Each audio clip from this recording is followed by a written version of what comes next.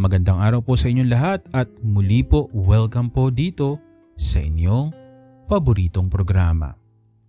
At ngayon po ay may panibagong liham po ang tago po natin muli sa pangalang Borzi. Dear Kuya E, buenas tardes. Masaya akong nadirinig na hindi ka na malat kaya huwag masyadong magiinom ng malalamig na drinks in which aminado ka na pala inom. Pag mag-voice over ka at pagkatapos nun, a bit chill drinks lang ang inumin, wag marami yung yelo. Hindi ko pa napapagawa yun. Ayaw mag-start up ng laptop kaya nanghiram muna ako ng cellphone ng friend ko para makapag-email ulit sa'yo. Palibhasa, bihira din magamit kaya kahit bago yung laptop ay pumalya. Anyway, ang mahalaga ay nakadiskarte ako para makapag-send. Kuya E, nakakawala ng inis o boredom ang pakikinig sa pagbabasa mo kahit na kaninong storya, lalong-lalo na yung kay Christian na pinagsasabihan ng iba na nakakasawa na at boring. Pwes, huwag pakinggan, hindi naman at gunpoint kung ilahad mo, hindi sila pinipilit kaya manahimik sa mga walang katorya-toryang reklamo. Sila yung mga taong walang kasiyahan sa buhay, hindi marunong makontento. Wag yun kung ano ang gusto nila ang masusunod dahil sa ganong sitwasyon, bakit hindi sila mag-send ng istorya nila? Walang kasiguraduhan kung magigising ka sa pagtulog sa gabi kaya wag magreklamo at puro daing. Matutong maging appreciative.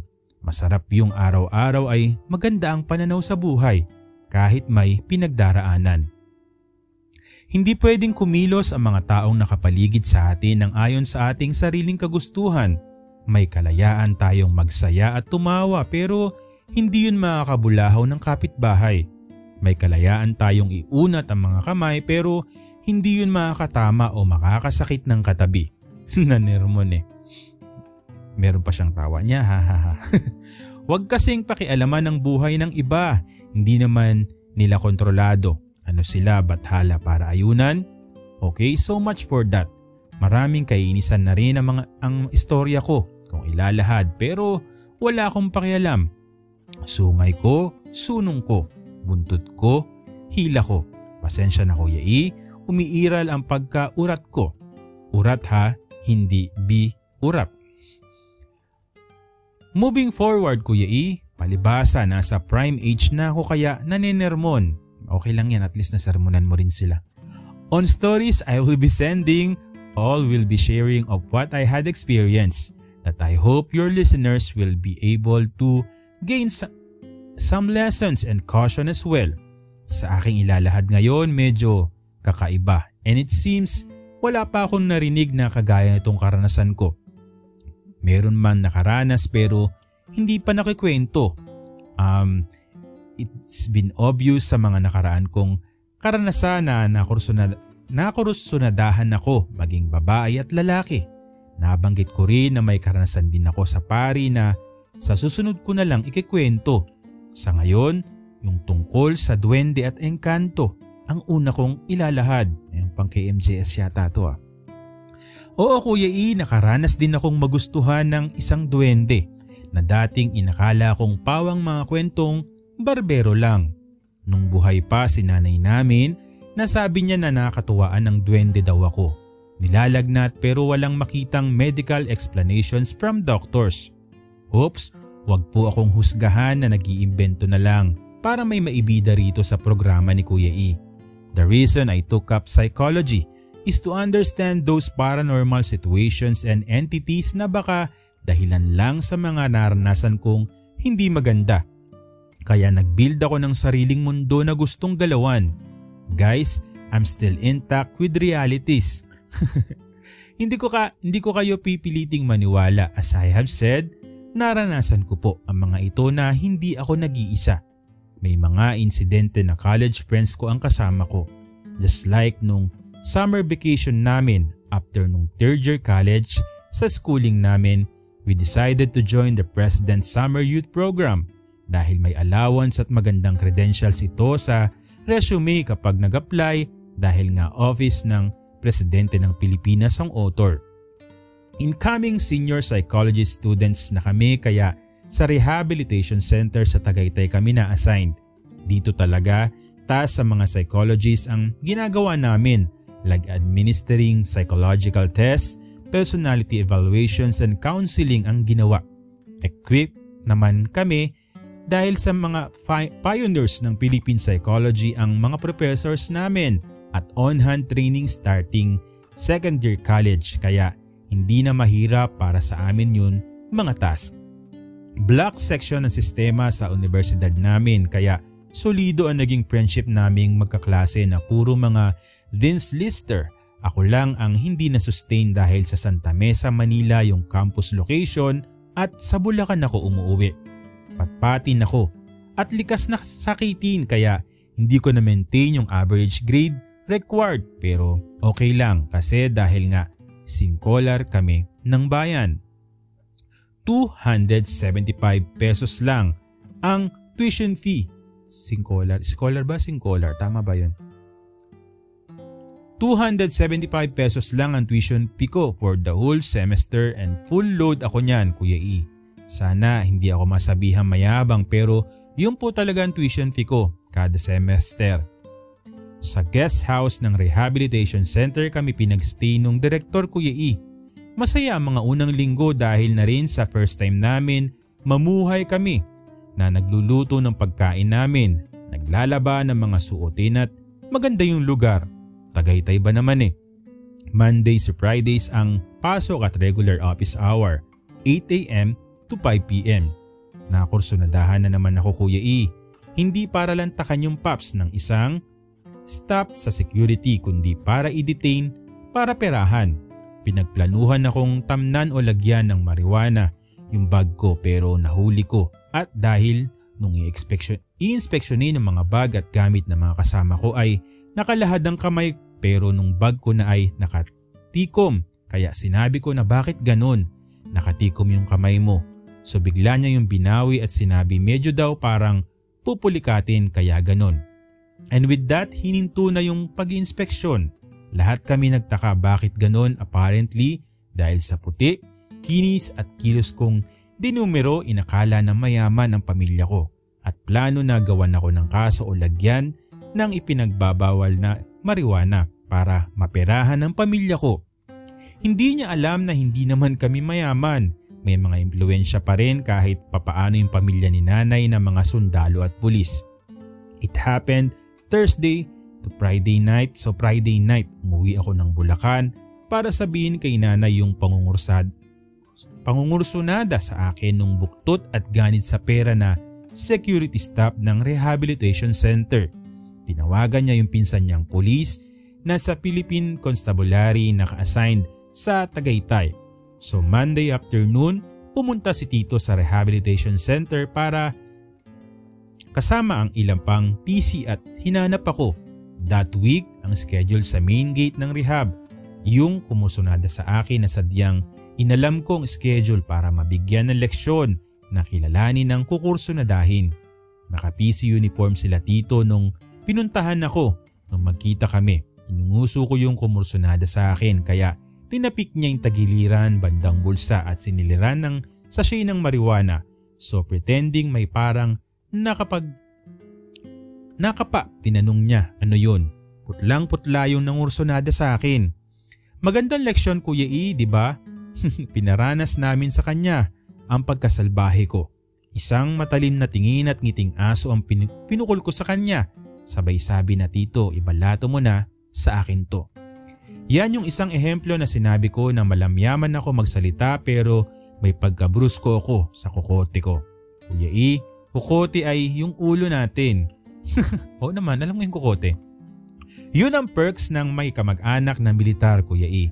Pero napapaisip ako na talagang kawawa yung mga kinukursunada na walang malay at walang koneksyon o kakilala ng militar na pwedeng tumulong. Pero wala akong intensyon na maging abusado. Gusto ko lang na magbigay ng leksyon para umayos at least hindi ko siya pinag-isipang ipatumba. Some may call me sarcastic but I'm just being fair. Kuya E, eto na yung sinasabi kong nakakatakot na karanasan, hindi tungkol sa buhay na tao. Ulitin ko guys, I am not alone when this happened. The whole group experienced this while we are praying the Holy Rosary. Dahil na rin sa malayo kami sa pamilya namin ng mga classmates at barkada namin. 2 lang kaming lalaki tapos binabai pa ako. Then 7 yung girls. Yung isa sa mga girls ay other school, a senior dentistry student na born again Christian. Lahat kami Roman Catholic at nung malaman namin na dun sa lugar na yon inassemble o binuo yung pinagpira-pirasong katawan ng chap-chap lady na Lucila Lalu,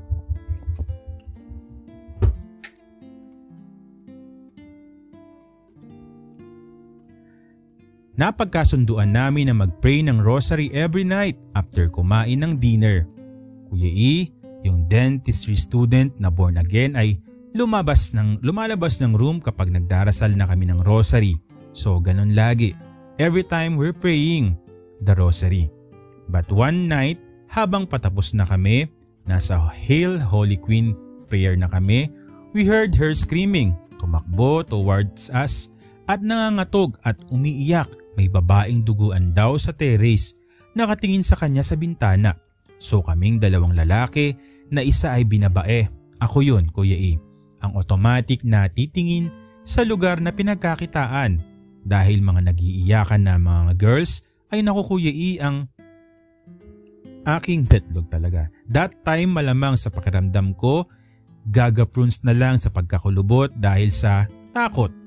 Pagtingin namin wala, so sabi ko yung last 2 prayers ng Holy Rosary tapusin. Gapruns yun, gapruns no.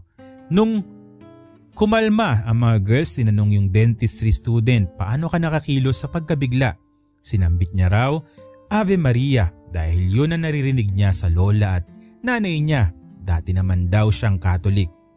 Sabi ng mga duty-robing security, may nakikita nga rin daw sila doon sa lugar na yon pag foggy. Naku po, Marianong Garapon. Kuya E, ay natutuwa kaming makita na fog na parang banig na inilalatag kapag hapon. Since then, kinakatakutan na namin. May isang incident habang nagkwekwentuhan kami sa harap namin mismo. May tumunog na footstep ng sapatos na naka-Boston. Yung steel double deck na nakaalambre, gumalaw. So kami na namang 2 lalaki ang umikot sa buong guest house at sa labas ng bahay para magsaboy ng asin sa paligid ng kabahayan. Ang guest house na yon ay isa palang ghost house. Nangyari yon Kuya E, 2 or 2 weeks bayata bago matapos ang month of May. Kaya ang mga mata namin puro eye bags dahil hindi makatulog ang maayos. When we mentioned that scary stuff sa director, nagpamisa doon at pinabendisyonan yung guest house na tinawag naming ghost house. Yung barkada ko namin na lalaki hindi naniniwala pero sabi niya sa amin na totoo palang may mga kababalaghan. Eto pa Kuya E, ang isa na namang karanasan about other entity.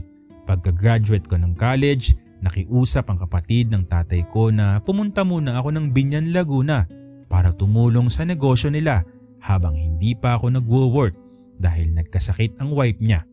Ugali kong maligo bago matulog dahil auto-supply yon. May mga grasa kasi yung ilang mga pyesa kaya kailangan maligo. It's been 3 months na ako nandun at pakiramdam ko may nakatingin lagi sa akin. Minsan nagsusuklay ako gamit ang rearview mirror ng parang may nabaanaagan akong makislap na kulay pula sa likod ko pero wala nung lumingon ako. Same thing happened the next night. Then, mas nakakabigla yung makita ko ng maliit na nilalang wearing color red na makintab na gown.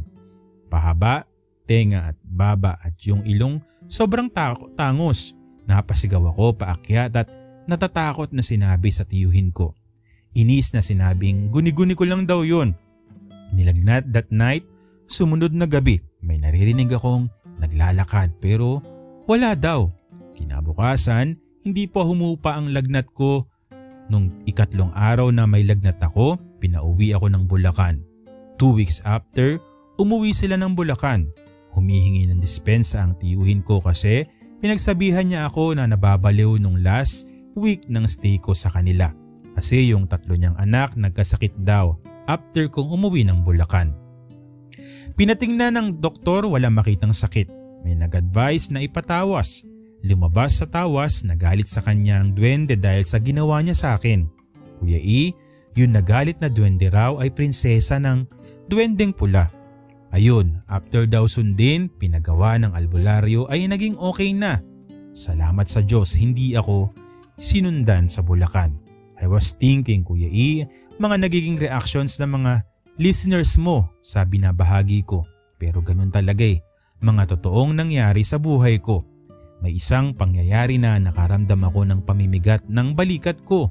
Nung tawasin ako, mayroon daw natuwang other entity sa kasipagan ko. Hindi naman galit, gusto lang, lagi kami magkasama. Kaya ayun, nakababa sa likod ko. Good thing, pagkatawas ay nawala. Pinakamatindi sa karanasan ko ay yung witchcraft dahil sa sobrang inggit sa buong pagkatao ko. Dati kasi ay maputi at makinis ang balat ko. Sa manner ng pakikipag-usap ko sa mga foreigner na tumatawag sa akin.